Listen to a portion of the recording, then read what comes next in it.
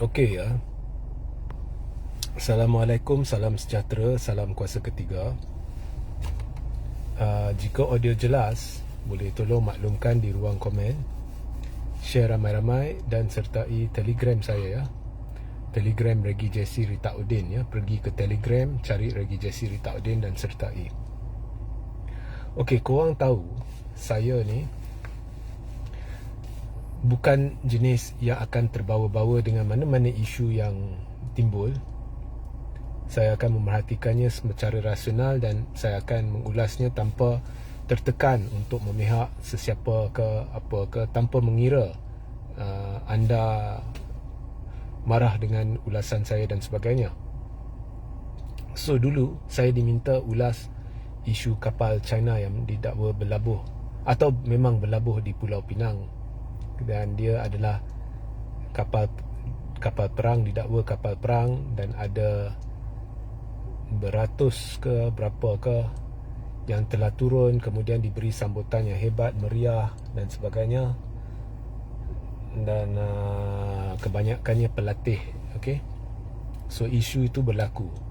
Saya elak nak ulas sebab saya tahu anda akan terbawa-bawa dengan pihak tertentu yang membawa isu ni dengan cara tertentu, dan ramai akan harap saya mengulasnya ikut rentak tertentu. Itu saya tak suka ya. Saya diharapkan untuk mengulas ikut rentak tertentu. So jadi saya elak ulas. Tapi bila terlalu ramai minta ulas, saya ulas. Dan kini benda sama berlaku. Saya dah senyap sekian lama isu kibar bendera ya, kibar bendera oleh di dalam satu event perarakan anjuran Persatuan Kebudayaan Guangdong di Ipoh. Actually di dataran menara Teluk Intan ya. So memang di dalam perarakan itu ada peserta dari China yang telah mengibarkan bendera China. Itu telah dijadikan isu. Okey, so orang minta saya ulas. So awak dengar ulasan saya dan kemudian awak fikirkan ya. Berbalik kepada isu China, kapal China dulu, saya beritahu masa saya buat ulasan. Setakat yang saya baca banyak kenyataan. Saya baca kenyataan aktivis, saya masuk grup WhatsApp, Telegram dan sebagainya. Saya baca kenyataan, komen-komen.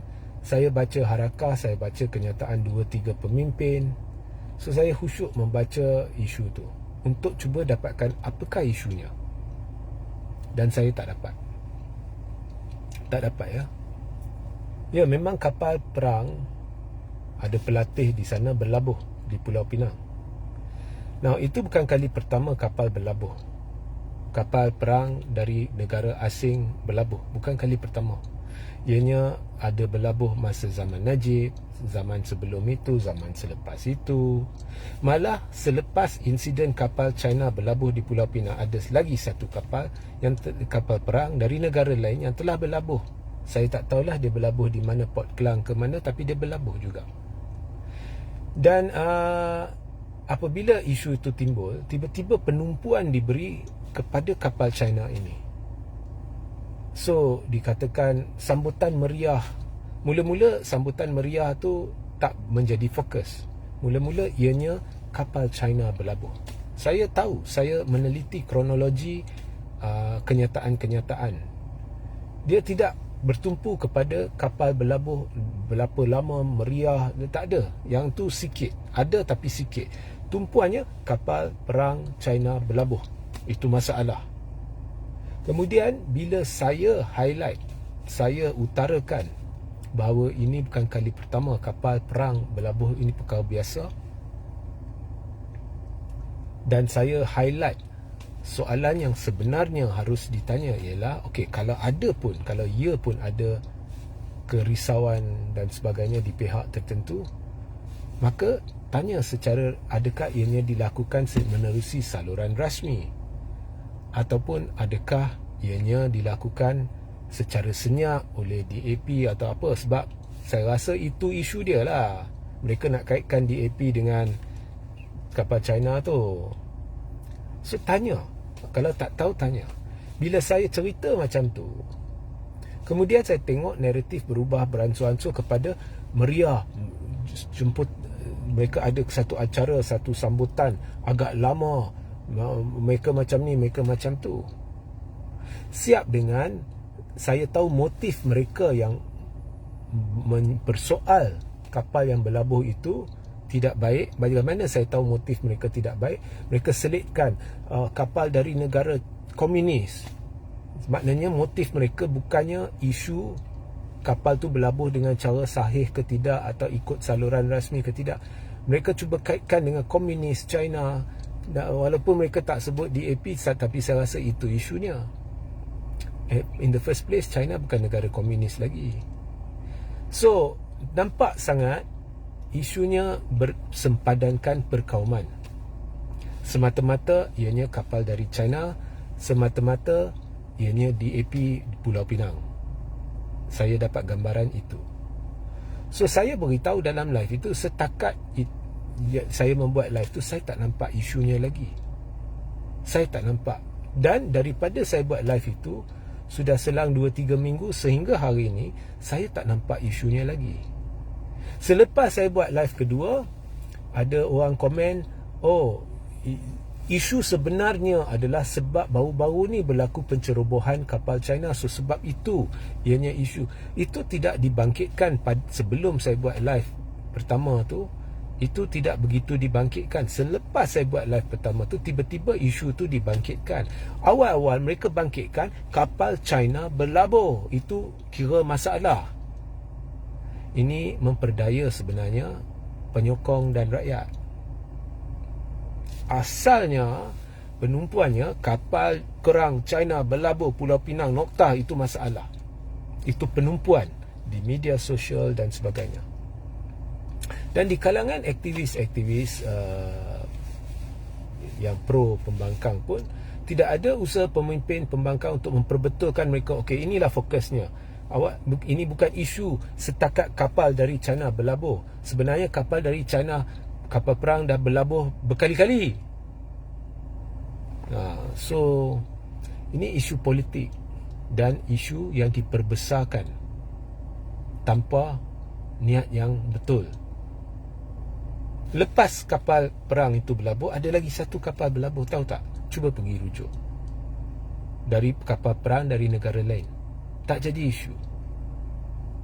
Ini sebab Pulau Pinang, kapal kena berlabuh di satu pelabuhan. Sama ada Pulau Pinang ke Pulau Port Klang ke mana ke, dia kena berlabuh satu tempat. Dan bila ditanya oleh pemimpin pembangkang, khususnya PAS, dengan cepat satu jawapan diberi oleh adun dari Pulau Pinang, ia menerusi saluran dan protokol rasmi. Ini tidak dapat dipertikai oleh PAS dengan apa-apa bukti. Mereka secara amlah, bukan PAS, pembangkang secara persekitaran pembangkang, aktivis dan sebagainya, mereka terus memainkan isu tu dari sudut kapal tu berlabuh, sambutan meriah dan sebagainya. Tapi isu pokok tu yang sudah dijawab oleh adun, mereka tidak dapat tangkis. So isu ni dipolitikkan. Sama macam zaman UMNO dulu, masa PH mula-mula mentadbir. Saya pro Najib masa tu lah, 2018 sampai bulan September. Ya. Okey, Rim Karim, sebenarnya puak ini semakin melampau. Kerajaan sebelum ni tak menampak puak ini besar kepala. Okey, kau kata puak ini melampau dan sebagainya. Ya, banyak benda melampau berlaku, saya tahu. Tetapi jangan campur adukkan. Kita sekarang bincang isu kapal, isu bendera. Kita berhujah. Ini perbincangan emosi tak akan membawa sebarang hasil. Saya dulu-dulu berbincang secara emosi. Salah. Ya. Masa kritik ni, kritik tu beremosi, it's wrong. Ya. So Bila campur adukkan, awak tak akan berfikir secara rasional. Awak hanya akan bermotifkan nak serang. Dia ni musuh. Nokta, kami nak serang. Apa jua sikit pun orang boleh uja kamu, walaupun faktanya silap. Isu kapal ni bukan isu langsung. Adun tu jawab, ada tak kemampuan sesiapa dalam pembangkang kau fikir balik untuk menangkis. Awak tipu, ini bukan saluran rasmi. Kemudian banding dengan protokol sebenar, tunjuk bukti. Okey, ini protokol sebenar, ini protokol macam ni. Atau tunjuk dulu kapal dari Brazil sebagai contoh, atau kapal dari negara ni, mereka buat sambutan macam ni. Sambutan ni berbeza dengan sambutan ni. Mereka dulu buat sambutan selama 2 jam. Kapal ni mereka buat selama 5 jam. Tak ada. There is nothing. There is no substance dalam penghujahan selain menguja-uja, mengapi-apikan semangat di kalangan penyokong mereka. Tak ada isu. Ini isu propaganda politik. Sama macam zaman UMNO selepas PH mentadbir mula-mula dulu, diwujudkan isu tabung haji. Mula-mula saya terbawa. Bukan hanya saya terbawa, saya bersama Raja Petra pernah tulis satu artikel dengan fakta-fakta dan sebagainya. Dan dakwaannya yang juga dimainkan oleh pemimpin UMNO pada masa itu bergelar Ketua Pemuda, dan bayangannya adalah aset tabung haji sedang dijual. Kemudian di media sosial pula ada fitnah berlegaran kononnya kepada sebuah syarikat yang mengendalikan penjualan ini, dan ianya adalah diketuai oleh seorang Cina, dan aset ni dijual kepada orang bukan Islam. Ianya mengaitkan orang Islam dan sebagainya.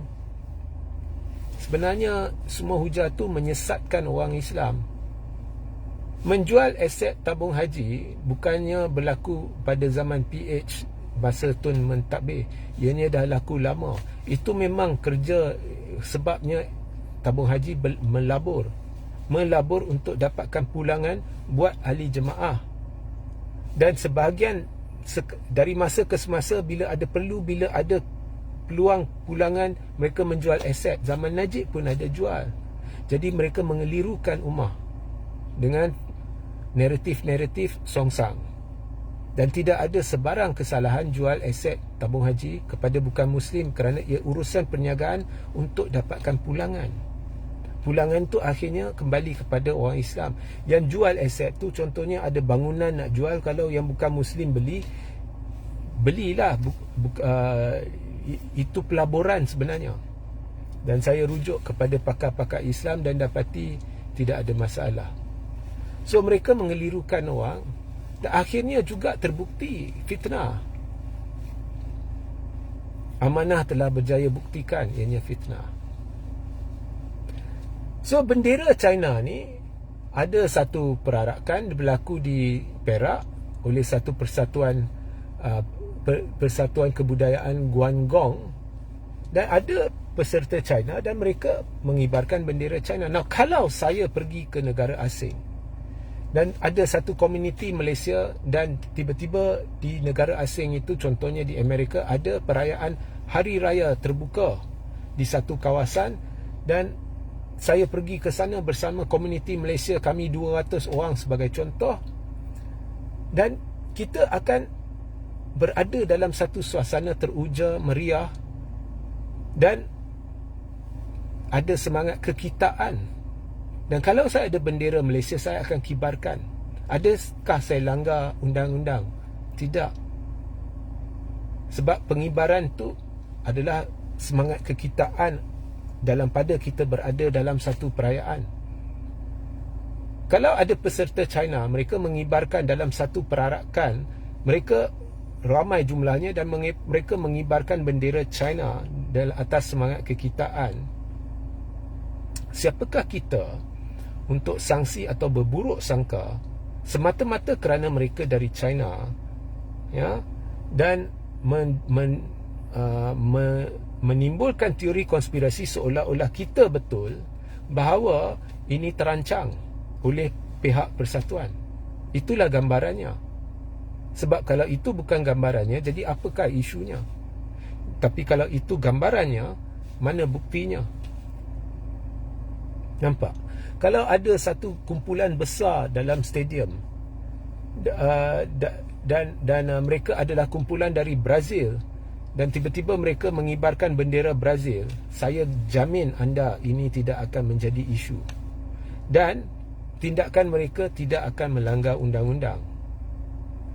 Tapi kalau saya pergi mengibarkan bendera China dalam satu event rasmi, sama ada anjuran saya ataupun anjuran orang Malaysia,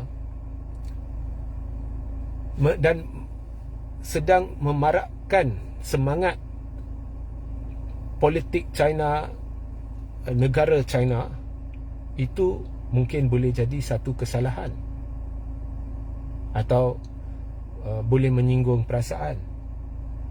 Dan betul kata MB yang kemudiannya dikritik,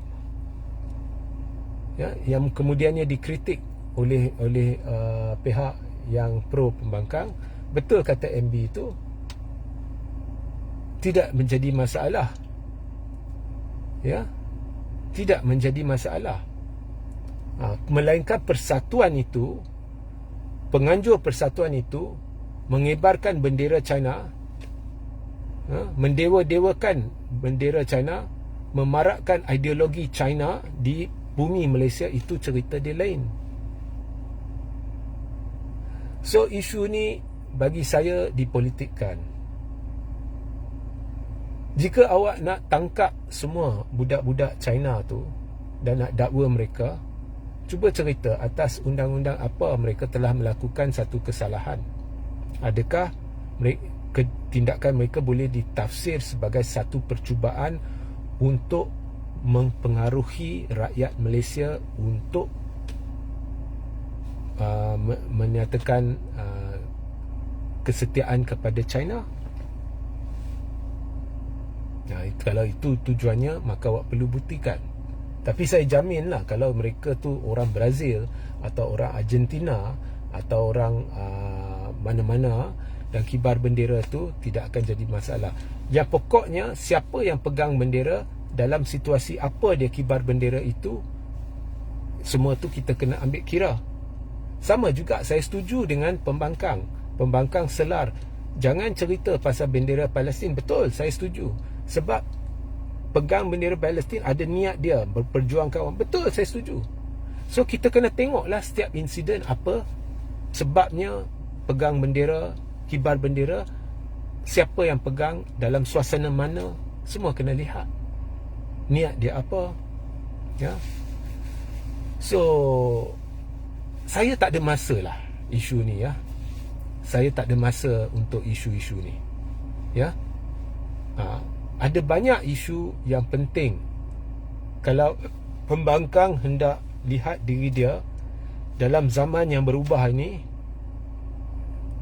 yang makin moden ni, di mana maklumat mudah diperolehi di mana-mana ni, nak kembali berkuasa ni, ada banyak isu intelektual yang perlu mereka lakukan.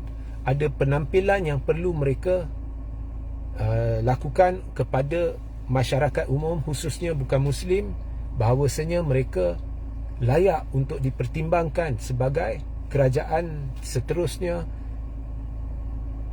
Apakah dasar pembangkang, apakah perkara-perkara yang boleh pembangkang lakukan yang berbeza berbanding dengan yang dilakukan oleh kerajaan ini. Banyak isu lebih penting yang perlu difikirkan daripada isu-isu bersempadankan kaum dan agama ini yang sedang dimainkan secara propaganda yang berasaskan kepada satu cara lama, pemikiran lama yang tidak akan memberi impak sekiranya pembangkang ingin berkuasa. Tidak akan. UMNO dulu mainkan isu ni, tapi akhirnya adakah UMNO menang atas kekuatan sendiri? Tidak. UMNO makin susut. Malah antara parti-parti utama di negara ni, UMNO adalah parti terkecil sekarang. Dia teruk. So dia bukan menang pilihan raya, dia bersekongkol.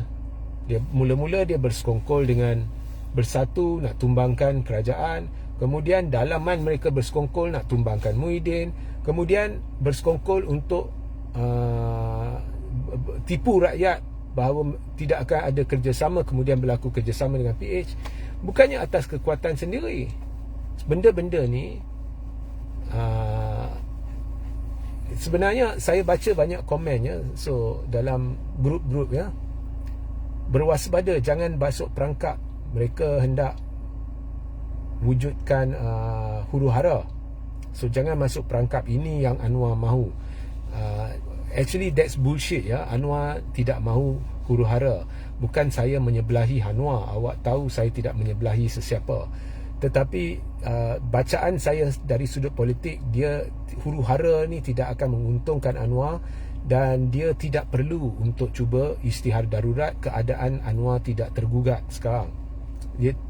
Saya ulang ya, keadaan Anwar tidak tergugat sekarang.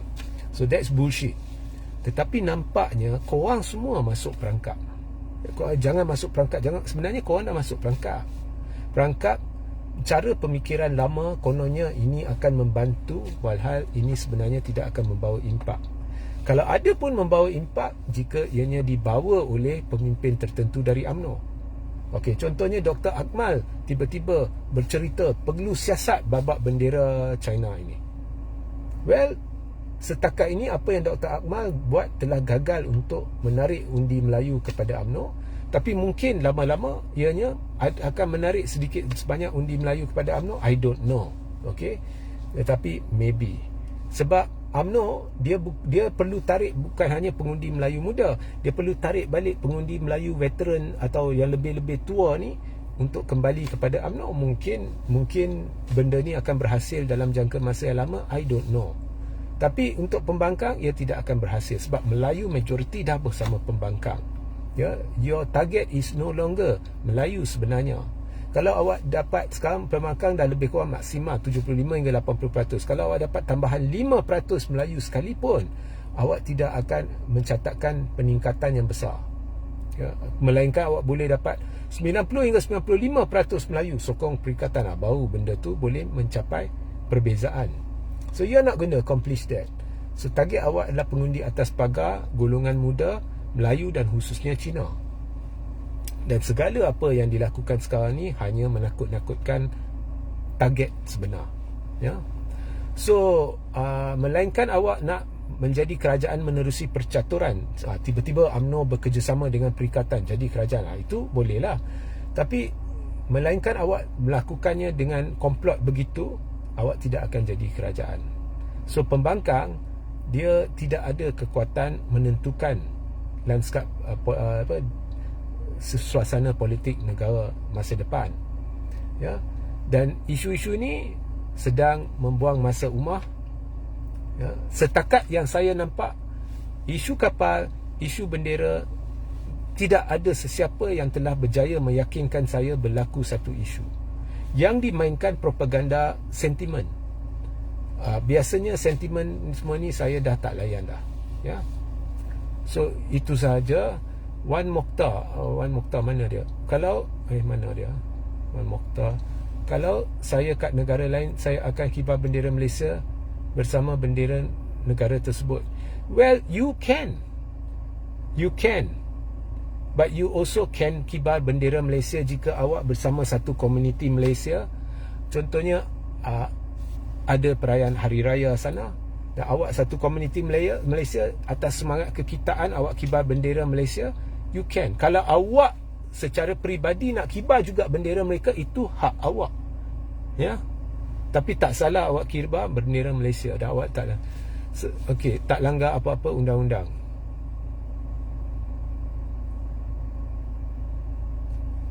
Okey.